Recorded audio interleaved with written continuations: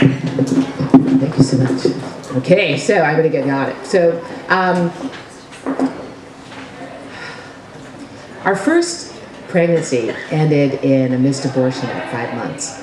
So I was crushed because I had been an attendant at my best friend's home birth in Cambridge on the top floor of a 3-decker. And I walked around the rest of that month at least going, oh my God, you were born. You were born. You are a woman. This is so fucking incredible. This is amazing. I was just floored, right? And when it came time to when we are able to have another child, which was pretty soon, my husband did this sort of like, superstitious, like, we're gonna have it in the hospital, and that's all he could deal with. He used to say there are like three things I'm really frightened of: living with your mother ever, home birth, and one other thing I can't remember. So, and he's not a very scary kind of guy. So, obviously this was not going to work. So the first birth in the hospital was just all the things that people will say about births in hospitals, where they lay me down and they say, gee, labor's not progressing, or they would make my husband go like all the way down the hall to go to the bathroom instead of using the bathroom that was right there. It's like, that thing has actually been inside me. You know that, don't you? The thing that you're not going to let him pee in the toilet with? What the hell is that with you people? But it went like, for 26 hours, and I was like, after 20, it was like, natural smatral, where are the drugs? Bring them right now. And I thought I was a really tough person. I run 6 marathons. I was a tough person. My mother did this, and she was a cupcake. So I do this? I can do this. What is this? Anyway, I had Pitocin. I pushed so hard. I gave myself like hemorrhoids that I just like, it was just like, it was awful, right? And my poor little child was born. My husband said she looked like a doll. She was so light that they put her immediately in an incubator. It was not good. So then I was pregnant a second time, and I had told my friends this experience, and they said, midwives, how come you haven't gone to midwives? Well, you see, I'm kind of old, so like midwives were a little hard to get at if they were not doing home births. So I found midwives at Mount Auburn Hospital, and Valerie Houdinis, who I loved, told me all these great stories about, she listened to my story of my birth in the hospital, and she said, oh, let me tell you a couple of anecdotes about, how labor doesn't progress because of emotional issues of the woman is having. She told me one after another, and I said, cool, you got this down? I got it. I know what you're talking about.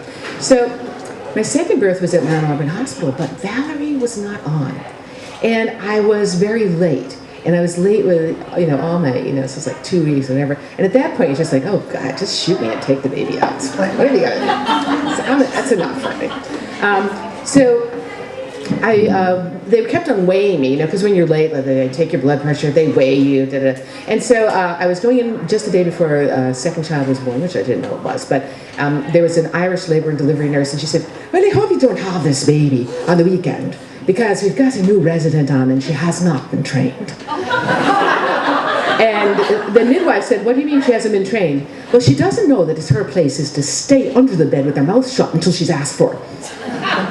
And I thought, I like this labor and delivery nurse. Are you going to be on tour? I didn't know. She's not on that. Anyway, so I go into labor. Immediately, we're zipping down. We had measured the amount of time it takes to get from Central Square to Mount Auburn. It takes 7 minutes. Very, very heavy contractions. And I get in there, and sure enough, the untrained resident there, Valerie's not there, and they're doing all the dumps, like they put my ass up in the air, and they're trying to take scratch the head of the baby to take a blood test and stuff. And hospitals are not good on weekends ever, really. If you're gonna have an accident, really don't have an accident on a weekend.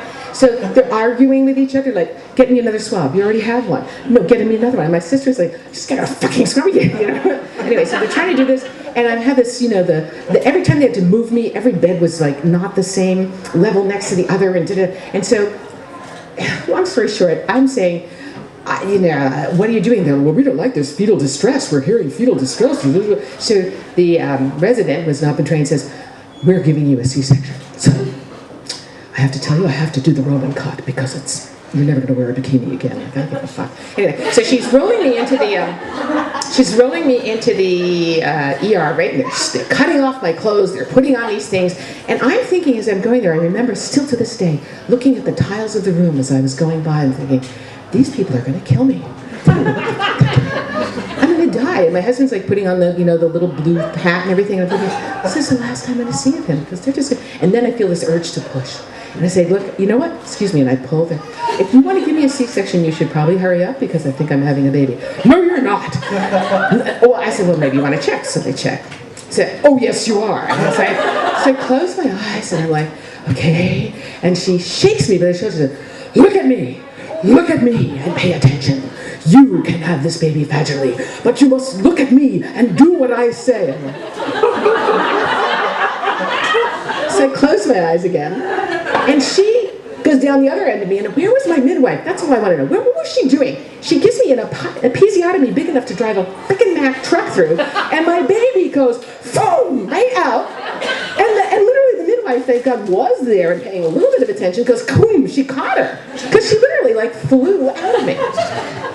Well, anyway, I found out when we went to our little birth group that another woman who had been in our birth group had her, she went right in there and did a second C-section. She got to do her heroic cesarean with the, cross-cut and almost killed that woman. She almost exsanguinated the next day.